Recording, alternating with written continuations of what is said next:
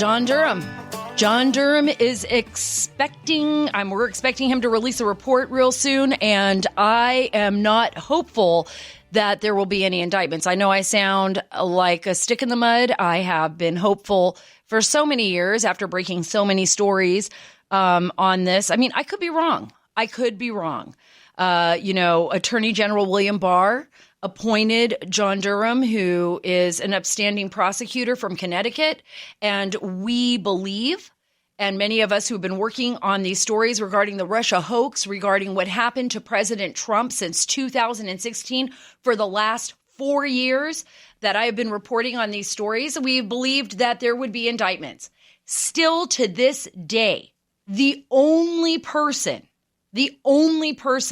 that is facing any kind of time, other than everybody that the witch hunt Mueller team, Robert Mueller team, and we'll get to that in a second, dealt with, other than President Trump's associates, the only person in the FBI bureau, the Department of Justice, the private entities like Fusion GPS, the foreign intelligence agents that were working against us in the, in the United States, people like Christopher Steele, remember the former MI6 British intelligence officer that was working with, God only knows who, John Brennan, former CIA director, and, James Clapper, and Fusion GPS and all of those guys. The only person has been Kevin Kleinsmith. Yeah, the low guy on the totem pole, right? The one who fiddled with the Foreign Intelligence Surveillance Act application, that Carter Page, that allowed the FBI to spy on campaign aide Carter Page. And this is just insane. It's nuts. I've talked to Carter Page numerous times. In fact, Carter Page and I met in Washington, D.C. over 3.5 years ago, or about 3 years ago. I remember Carter was in his baseball hat. He was hiding. They had destroyed him publicly. They had basically leaked information, they being, people in the FBI that had this fake dossier. And now we find out that Robert Mueller's team basically took over 20 phones. And I'm talking Andrew Weissman, Jeannie Rhee, all of these folks, all of these lawyers it was basically a setup. So, Robert Mueller investigate the special counsel investigation, and they didn't find any collusion or conspiracy with Russia because there isn't any. But you know what they did do? What you and I can't do? They basically took their phones and wiped them clean. Yes, they took their phones and they wiped them clean. You and I could not do that. So now we don't even know. The OIG, the Office of Inspector General, can't look at their phones and see what shenanigans they were up to inside the special counsel. It's a big joke. Remember that? So, and then you got Peter Strzok. Remember the FBI agent who basically was involved in all of this. Now he's on TV and he's talking about the fact that, oh no, I still believe, even though he doesn't have one iota of evidence, even though he should be prosecuted because he attempted with all of his cohorts, that's Andrew McCabe, the former deputy director of the FBI, James Comey, the former director of the FBI, and, John Brennan, I'm going to bring that up again, former CIA director, James Clapper, all of these folks, right? Attempted to coup a president of the United States. Actually, they don't really even care about Donald Trump. Let me put it to you frankly. They care about you. They were attempting to coup you, those Americans that actually voted for President Trump. That's who they are most afraid of. They don't care about Trump. They would love to go to Trump's parties. They would love for Trump to be back in New York in his high rise where they can all mix and mingle and talk and step on all the little people, and hang out with Trump at his parties. They just don't like him now because they can't own him. They can't own him the way they've owned other people and other presidents. They just can't. And I'm talking about the most powerful people in this country. So right now, that's what we are up against. We need to know the truth. Will John Durham deliver the truth in a report? Will he hold people accountable? I have some stories coming up on SaraACarter.com that will reveal some new news into that. So you got to go to SaraACarter.com to read my latest stories there. And you will be, I think, pleasantly surprised and shocked at how bad the corruption was during that investigation into President Trump. But before I go there, and before I get to our next subject, which I know you're all on the edge of your seats about, this is about life on other planets. This is about interviewing new and exciting people that are in the search for this. What are these UFOs that we're seeing? Are these unidentified aerial vehicles? What is this phenomena that the Pentagon has a special office for? Before we go to the former British Defense Minister, Nick Pope, who worked in a special program, actually, in Great Britain that dealt with this. Before we go to him, to Nick Pope, I want to tell you something that is important to me, and it's about keeping America, America, right? This is what's so important, folks. This is the most important election of our lifetime. I know I've said this a million times before, but I absolutely 100% believe it's still true. America itself is on the ballot. The police are on the ballot. Radicals are pushing to defund law enforcement while doing nothing to deter the looting and violence that is tearing our nation's cities apart. The fact is, our safety is on the ballot, our way of life too. That's why I'm urging you to join an effort sponsored by Job Creators Network. Listen again, that's Job Creators Network. They're working with the biggest conservative hosts in America, like me, and Hannity, Larry Elder, Dennis Prager, Sebastian Gorka, Gallagher, Hugh Hewitt, Dan Bongino, Ben Shapiro, and even the chicks on the right. Love those gals. They're working with all of us to get the message out. This election is about one thing and one thing only, folks. It's about turnout. The left has got their get the vote machine out. We need ours. That's why the single most important thing you can do to save our country is to go to keepamericaamerica.com. Go to keepamericaamerica.com and become a volunteer in the biggest get out the vote effort in conservative history. You'll be given tasks that can make you a part of this difference in November. Do a little, do a lot, but please do your part. Go to keepamericaamerica.com now, and that's keepamericaamerica.com.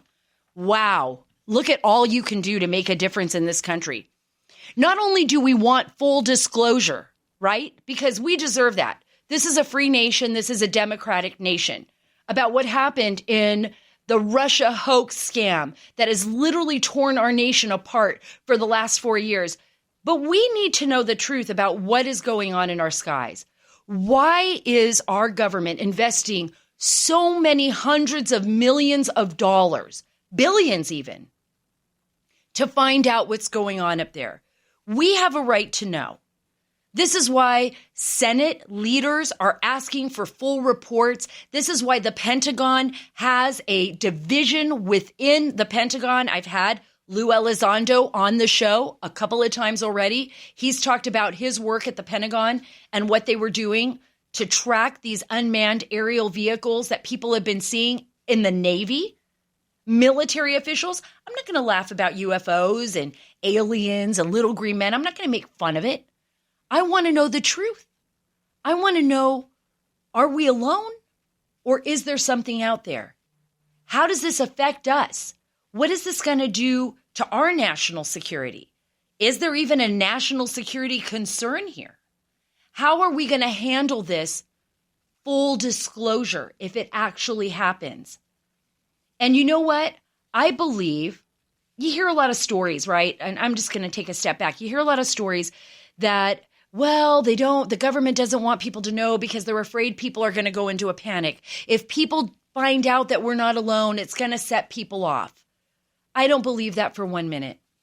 I believe that people are smart enough and intelligent enough to make their own decisions. We're not some Hollywood movie. We're not all going to hear, oh yeah, there's life somewhere else in the universe, and we're going to run around pulling our hair out like crazy people in the street, like, no, life somewhere in the universe. I'm just going to lose my mind and start looting. Wait, maybe we will. Think about all the craziness that we've been seeing, right? Oh, maybe only the Democrats will do that. They will start rioting. I think conservatives will have, what are they calling it now? Peaceful protests. Maybe Democrats will run out in the street pulling out their hair. No, I'm just teasing. I don't even think Democrats will, because we've seen a lot of Democrats, Senate leaders, even Harry Reid, who's retired, right? Who want to know the truth, who want these reports, who want our government to start sharing this information. And just like Lou Elizondo said, let me play a clip. I'm going to play a clip first before we go any further. This is a clip with me and Lou Elizondo on our last interview. And then I'm going to talk to you a little bit about why I believe not only Lou Elizondo, but Nick Pope are so important in putting the pieces together and getting the truth out. Let's listen to this clip really quick. Have they ever interfered Yes. with our military apparatus that we know of? Absolutely, unequivocally. And I think that's for us why we raise the alarm bells. There are historic incidents where people have actually come forward. These are what we call in the Air Force missileers, individuals, officers that their whole job is to turn the keys when the time comes. And they've had multiple witnesses and radar tracks. Think about what Lou Elizondo just disclosed. Every day we're getting a little bit more and a little bit more. There was actually what they saw, an apparent national security threat at our nuclear silos, right? We don't know what we're seeing. The government is trying to understand this. So it's not a joking thing. It's not something to laugh about, right? I mean, it's very serious. Whether these unidentified aerial vehicles or UFOs, unidentified flying objects, whether these are something that maybe belong to our enemy states, which they don't believe based on how they maneuver and how they move, technology that apparently we do not have here on Earth right now, or if they are from some other place or some other dimension. You hear all kinds of theories about this. It's a little concerning. So we should understand. We should understand what's going on here. You know, Lou Elizondo has a great show. It's called Unidentified. It's on the History Channel. It's called Unidentified: Inside America's UFO Investigations. And I tell you, if you have not seen it, you should. It is very detailed. It's taken very serious, and there's so much new footage. You know, it's not like any of those old videos that you see, or the same old series that you see on different channels I won't mention. This is all new footage. It's all new people, all new eyewitnesses. So you don't want to miss that. But more importantly, I think that we have to understand that this isn't just a phenomena that our Pentagon is studying. This is something that happened that people all over the world are investigating. I'm talking the top physicists, the top scientists, other military apparatus, other governments. And for example, before I get to Nick Pope, and he's absolutely incredible. I have wanted to talk to him for so long. He and I met briefly, I believe in 2007, when there was actually a panel discussion and a meeting in Washington, D.C. between some of the top world leaders that are investigating the UFO phenomena and top physicists. So he is going to be here with us today. He ran the British government's basically UFO project. That was from 1991 to 1994.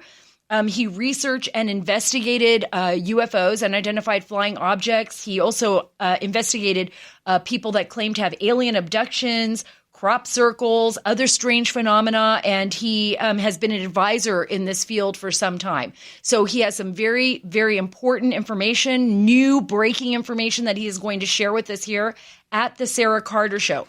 But before I get to Nick, I, of course, cannot forget to warn all of you out there who have cats that if you are not using Arm & Hammer, you are not using the right litter.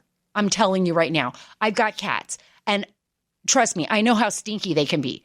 Do you want a cat litter that absorbs odor-causing wetness like a parched desert cactus? Do you want that? Well, Arm & Hammer's got a litter for you. New Absorb X with desert dry minerals. Wetness disappears like a Texas raindrop on a hot tin roof.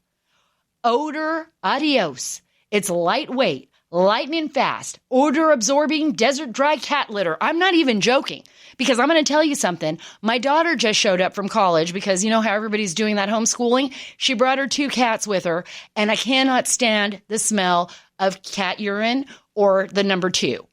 And I use Arm & Hammer, and you cannot smell it at all. So get $4 off now at armandhammer.com/ Bounty. That's $4 off now at armandhammer.com/bounty.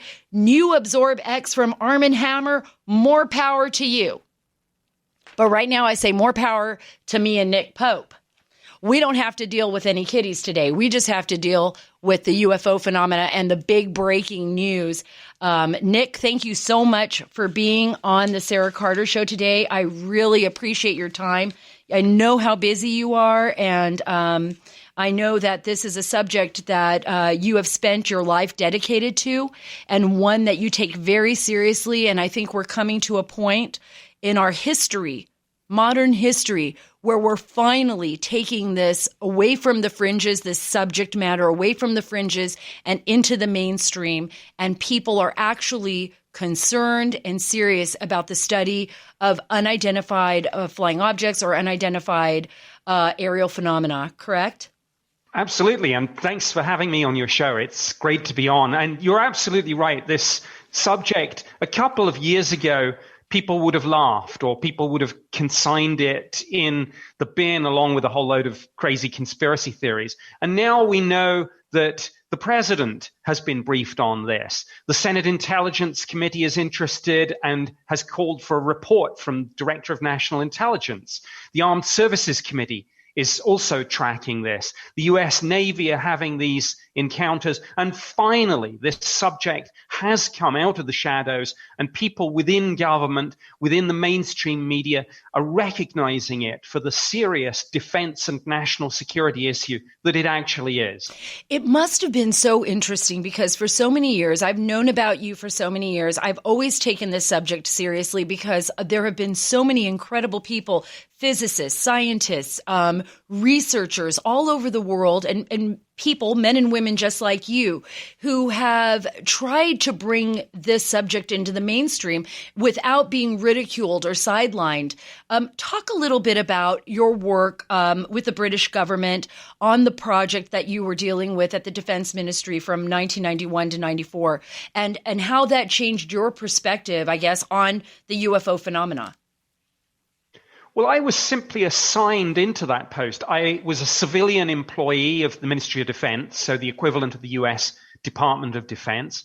I did about 8 different jobs in a 21-year career. But my time on the UFO program was absolutely the most fascinating thing that I've done. And to be honest with you, I was skeptical about all this. And I thought it was all just slightly crazy stuff. I wondered why we were spending any defense resources on this at all.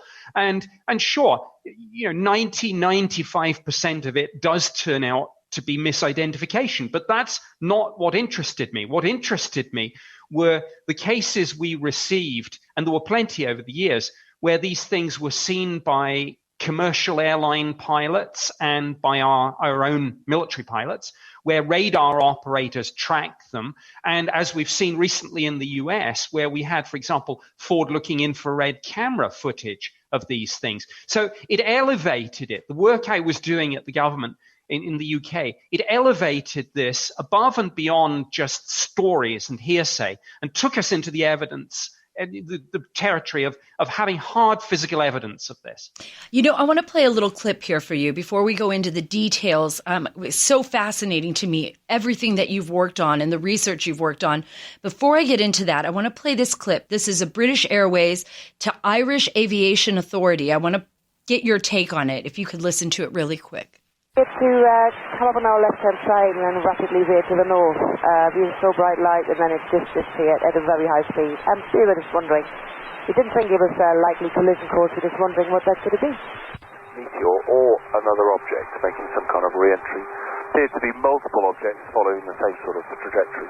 Very bright from where we were. Okay, that's copied. And is there a direction it was going in or anything? Right, it's copied. Thank you. The Virgin 76 also saw that in our 11 o'clock position, 2 bright lights. Roger, that's copied, thank you. Glad it wasn't just me? No, very interesting, that one. Say again? Okay, thank you. Virgin 76, I saw 2 bright lights, 11 o'clock, seemed to back over to the right and then climb away at speed, at least from our perspective. Okay, we're passing that on now, thank you. Here you have pilot saying, we see two bright lights. They talk about the speed, the acceleration of the speed. They're obviously they don't recognize this as being something familiar, something that they would say like, okay, we see this aircraft off to the left. You know, it looks like it's a TWA flight, or you know, they're actually looking at something unfamiliar that is flying and maneuvering quite rapidly. Is this a type of report that you would get often in, the Ministry of Defense? I mean, pilots who are qualified pilots who seemingly are normal and have all their faculties. They're not crazy. They're not somebody that would make this stuff up.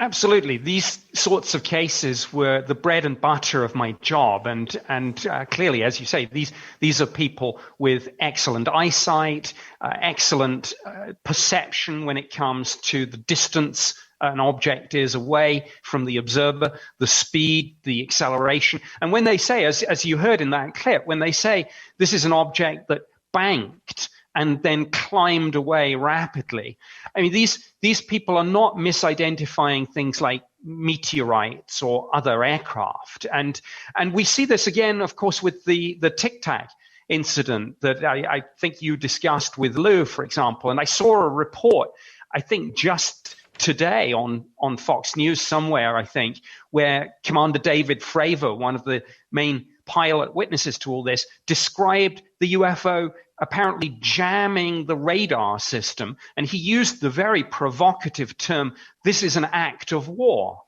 Now, I mean, he wasn't actually saying that the UFO was engaging him in a hostile way. But when a pilot says, if somebody jams your radar, that's an act of war. And when these commercial airline pilots that we just listened to described these speeds and maneuvers that seem to go way ahead of anything we've got in our own inventory, then it's no wonder that the Senate Intelligence Committee and others are saying, we need answers on this, and we need them now. When Lou Elizondo described them, he described them over 400 Gs. He gave, descriptions of the tic-tac object, that they would look for specific identifiers at the Pentagon. Was that something that you would do as well at the British Defense Ministry? And I mean, you brought up a very important point, that it's not necessarily that it was an act of war, but the fact that they did apparently jam those radar, and as well as the fact that it appears that these objects are very interested in our nuclear facilities. That's something that comes up quite often. Even with the Rendlesham Forest incident in Great Britain, that was something that wasn't known then to the public, but later on, the military officials, the American military officials that actually witnessed the event and saw the objects near Rendlesham Forest said that, it was a nuclear site, an area where they were dealing with nuclear weapons or nuclear armament. So is that something that concerns you? Is that something that concerned the British Defense Ministry? It's of extreme concern. And even though I've taken early retirement from the Ministry of Defense some years ago, I rather think that I'm neither supposed to confirm nor deny the presence of nuclear weapons at Rendlesham, even if it's now a piece of Cold War history. But what I will say is that there are certainly, I'm aware of numerous cases where there have been these interactions. And again, it doesn't matter whether people think this is from Russia, from China, or from somewhere else. Clearly, when this sort of thing is happening, we need to know what's going on. And, in military terms, I know this sounds rather odd, but as you may know, there's an equation for this. You actually define a threat as being capability times intent. Well, capability, we know from the pilots, from the radar operators, from the films we have, capability looks to be incredibly impressive. Intent, that's a big unknown.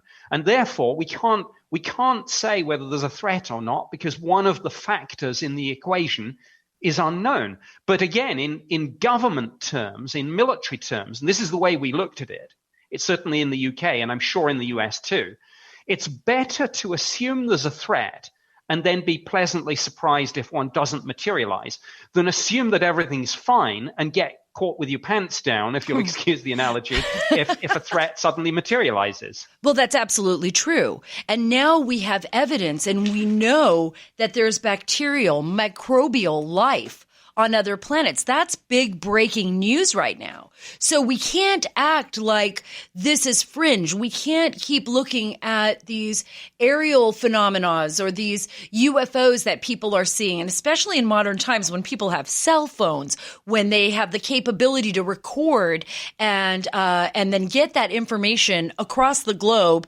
in a matter of seconds. There's no way to really hide that. Do you think, I'm going to make this a two-part question. One, do you think that disclosure has become imperative because there's no way to really hide it anymore? And two, this recent discovery of microbial life on Venus, do you think that just opens up a whole new set of challenges, or maybe the revelation itself should get people to the point where they're like, okay, we aren't the only life form in the universe? I'll take the second question first. This news of the possible and in fact, according to some scientists, probable discovery of life, microbial life on Venus is immense news. I mean, I think this can't be overstated. If indeed this is a sort of second genesis in our own solar system, then the implications are staggering and profound, because the skeptics always used to say, well, life is some sort of cosmic miracle, probably an infinitesimal sequence of things had to happen, and the chances of it happening anywhere else in the universe are tiny. Well, look, if it turns out that it happened not once but twice just in our own solar system, the clear implication is that life arises much more easily than we thought,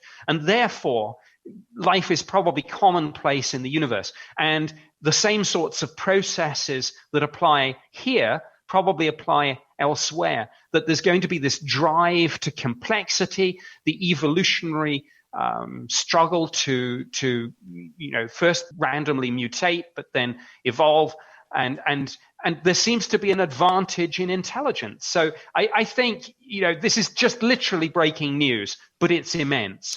I think it is immense. I was going to say, what you're saying is something that had been brought up actually in 2013, and I was trying to remember, but remember, it was November 4th, 2013, when astronomers reported that based on the Kepler space mission data, that there could be as many as 40 billion Earth-sized planets orbiting the habitable zones, actually, of the sun-like stars and red dwarf stars within the Milky Way galaxy. That's just within the Milky Way galaxy.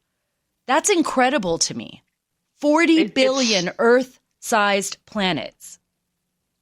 Pretty soon, when you start talking about this, there are so many zeros, your head starts spinning. And of course, in all of this, you don't need to find a whole bunch of alien civilizations. You only need to find one. And in a universe nearly 14 billion years old, what might a civilization with a few million years head start on us look like? And that, I think, takes us neatly to your first question about disclosure and is it inevitable? I think it is. And I would go so far as to say it's not a question of if, it's when, and I would go further. I'd say we're seeing disclosure now. Look, a few years ago, if you'd have got in touch with the public affairs department at the Pentagon and asked about UFOs, they would have said nobody's interested and nobody's investigating. Now they are putting out press releases on this. SecDef discussed this with his opposite number, the Japanese defense minister, in their recent bilateral meeting. Senate Intelligence Committee has asked for a report. The Pentagon is itself releasing these videos. And so there is zero doubt about the authenticity of all of this. And by their own admission, it's unidentified. Right. That's their own words from their own press release. So we are seeing disclosure now, I think. I think you're absolutely right, Nick. And I'm also looking right now at a report out of Japan from Kyoto News that the Japan defense chief has instructing his self-defense forces on what to do in case of unidentified flying object sightings. So he's basically saying, here's what you need to do. They have actual protocol now for this because they know that something is happening and that is not explainable, right? I mean, we're starting to, I think, see this across the board and around the world.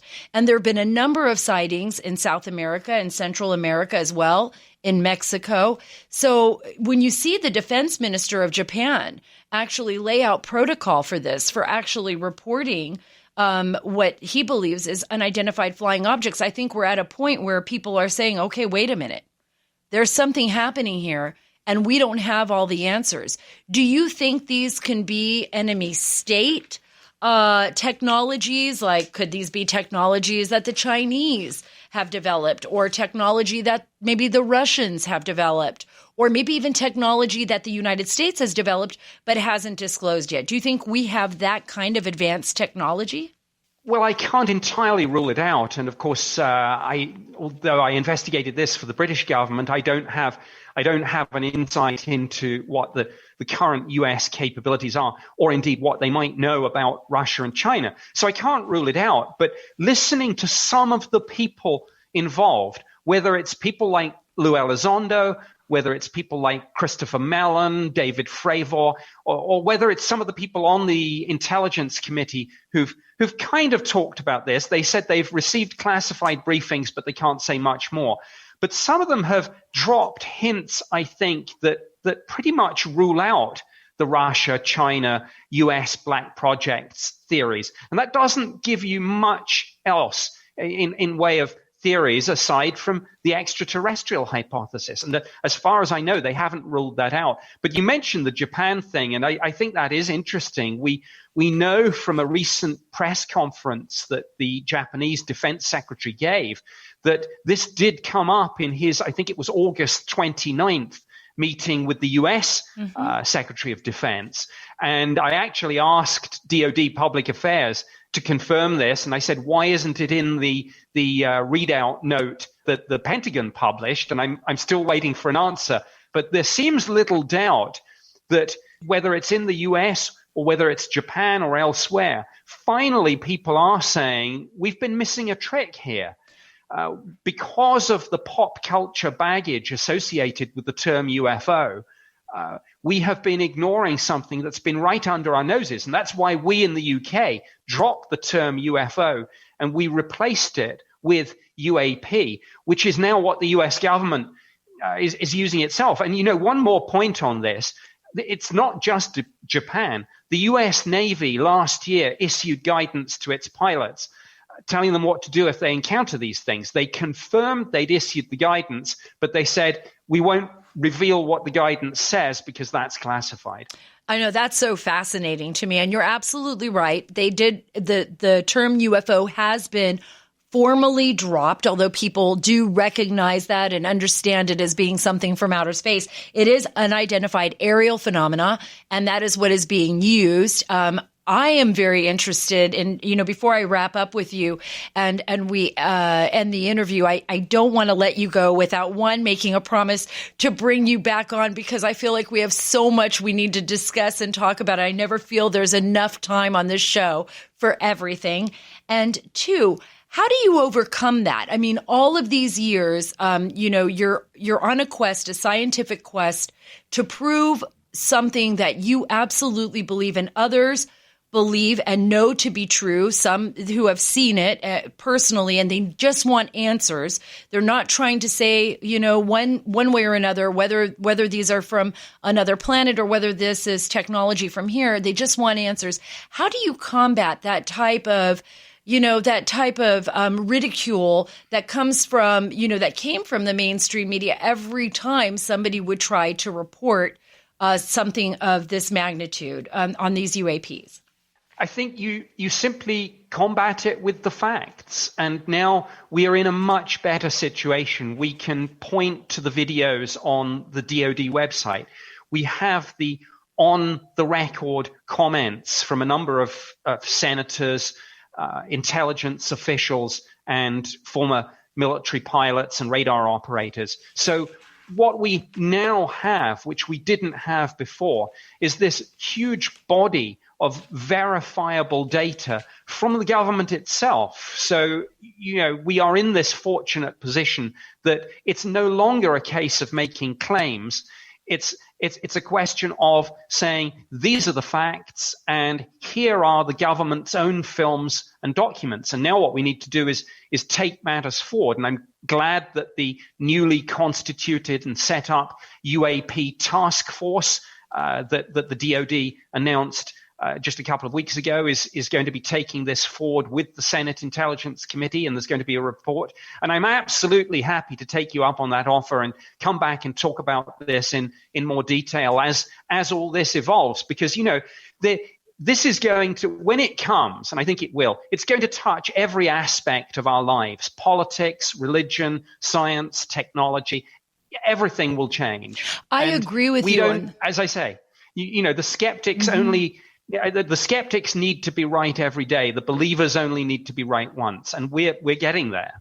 I think that's a great way of putting it. And I think you're 100% right. It will affect every aspect of humanity. It will be the greatest disclosure and discovery of humankind, whether or not we are alone. And I don't believe we are.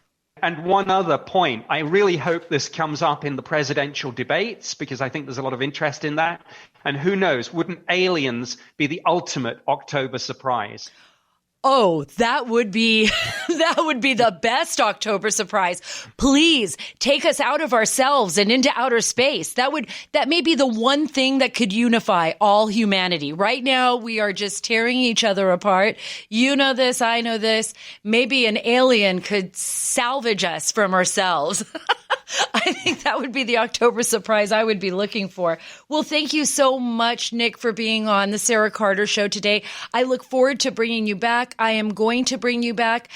You know what? I'm going to do a Columbo thing. I have one more question. I know I see my producer over there, Greg, looking at me like, Sarah, you just won't stop talking about UFOs. But I need to ask one more quick question from Nick.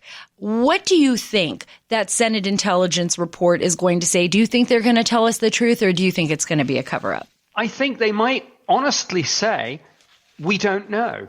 And unless they have solved the mystery, maybe even the resources and capabilities of the United States government isn't quite yet able to get a handle on this amazing technology in our own skies. And that would be disappointing. It would be disconcerting, but it would be very interesting too. Okay, well, we're just going to wait and see what that report is going to say, and I'm definitely going to be bringing you back on shortly.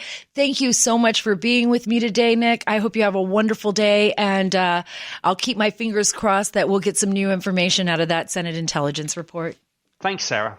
I don't know about you, but to me, doing these UFO, UAP, unidentified aerial phenomena shows are pretty much my most favorite, because it takes us away from the craziness of our own planet out into outer space to deal with the craziness that's going on up there. And that seems far more interesting sometimes than what's happening down here. But before I go any further, I know the last thing anyone wants to do right now is go to the grocery store. I know I don't want to go to the grocery store. It's crowded. You got to wear masks, and the selection is not always great. Instead, you want to stay at home, kick up your feet, and let Omaha Steaks. Yes, Omaha Steaks. I love their ribeyes, love their filet mignon, love their top sirloin. You got to go to Omaha Steaks and get their delicious food, and it will come directly to your door. Right now, you can get a gourmet grill out package exclusive for my listeners. You, my listeners, can get an exclusive. Go to omahasteaks.com. Enter the code Carter, that's my last name, simple, C-A-R-T-E-R, into the search bar. Remember that. You go into the search bar, go to omahasteaks.com and enter the code Carter, C-A-R-T-E-R, into the search bar. And for a limited time, Omaha Steaks will add 2 pounds in extra burgers and gourmet jumbo franks. That's your favorite hot dogs. Free with your order. The Grill Out Favorites package. It lets you stay home and eat like you're at the best steakhouse in town. This incredible package includes bacon-wrapped filet mignon. Oh my gosh, how can anything get better than that? Top sirloin, boneless chicken breasts, pork chops, burgers, and jumbo. I'm talking jumbo franks. If you haven't had them, I'm telling you, you are not going to want to miss them. You got to get this. You got to get this, folks. They also have side dishes and world-renowned, ultra-delicious caramel apple tartlets, like little pies, and so much more. Omaha Steaks delivers guaranteed quality. I would not be doing this for them if I didn't believe in their product. It is an absolutely superior product. Every order is flash frozen, vacuum sealed, and safely delivered in a cooler with dry ice. Think about that. You don't even need to go anywhere. You don't need to do anything. Just stay home and it'll come right to your front door. Order the Grill Out Favorites package today, and don't forget about the 4 free Omaha Steak Burgers and 4 free Gourmet Jumbo Franks. Visit omahasteaks.com and remember to type the code Carter, C-A-R-T-E-R, into the search bar, omahasteaks.com. I'm not going to forget about all the hard work and what the American people deserve more than anything is the truth, right? That's why I do the Sara Carter Show. That's why I have this podcast.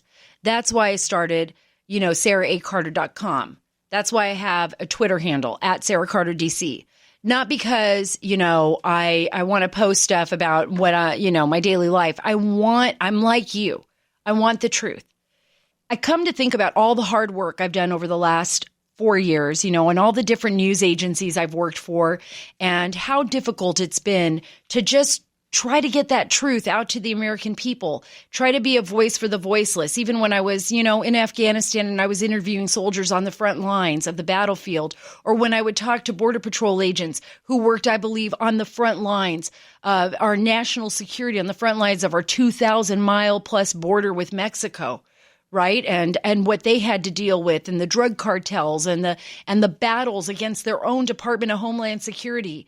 And when I think about what happened at the Pentagon and, Lou Elizondo and trying to get the truth out about what are these unidentified aerial phenomena or vehicles that are in our skies that are posing possibly a threat to our nation.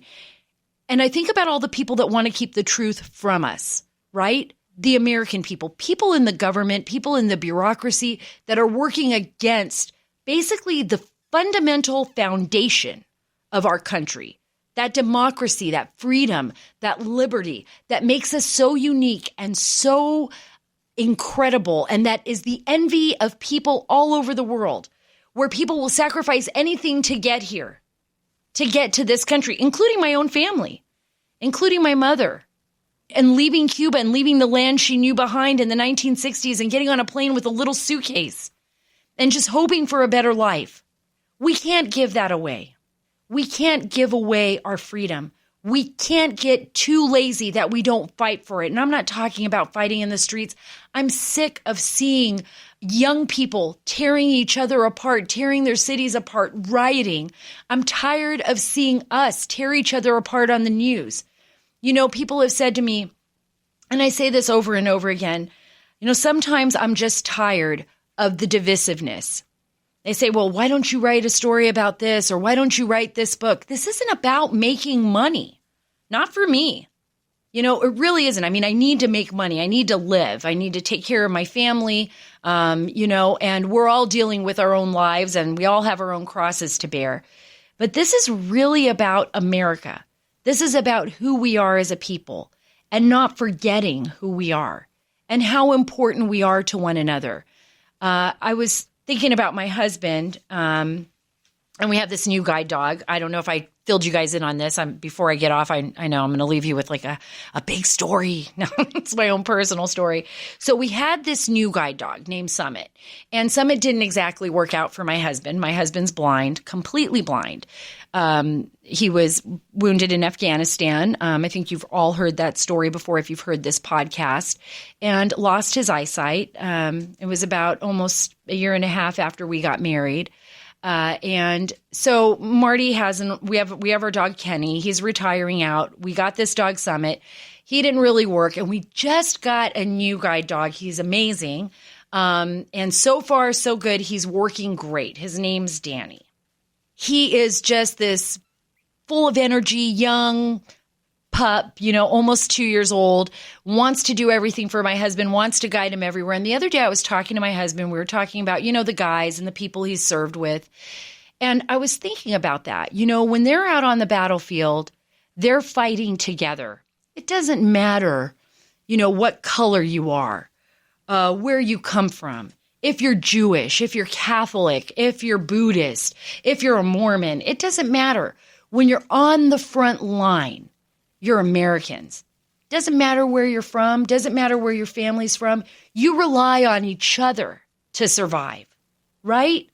You rely on each other. It's about fighting for your country. What have we forgotten? Where are we right now? It's so tragic. It's so sad. I mean, literally, I'm turning into a girl right now and I want to cry. I'm going to cry because it really is disheartening. We have an amazing nation. It's a young nation. It's a fragile nation, but it's filled with a spirit of strength and unity and freedom and liberty that we cannot forget. And we have to be there for one another. We have to take a step back and stop tearing each other apart. We have an election this November, and I just pray every single day to God. I believe in God. I pray. I'm a Christian. You can pray to whatever you want. The universe.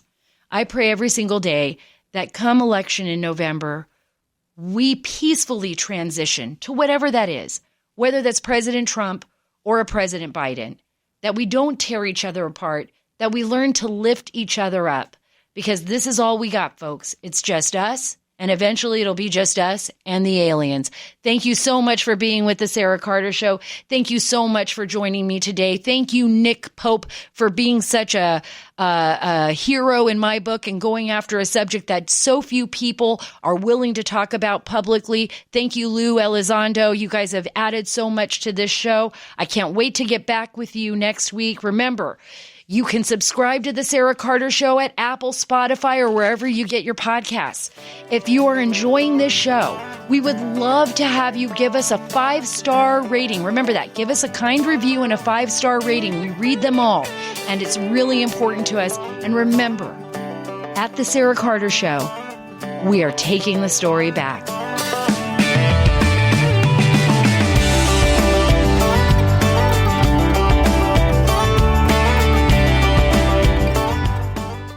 Hi, it's Dana Lash, host of The Dana Show. Every day, I'm here to keep you up to speed on the most important stories and info that you need to know in your very busy life. And if you're always on the go and you want to stay connected, just download our daily podcast and take it with you. It's a great way to get up to speed on what you need to know and what legacy media may not be telling you. Visit danaradio.com and click on the podcast link or subscribe at iTunes, Spotify, or wherever you get your favorite podcasts.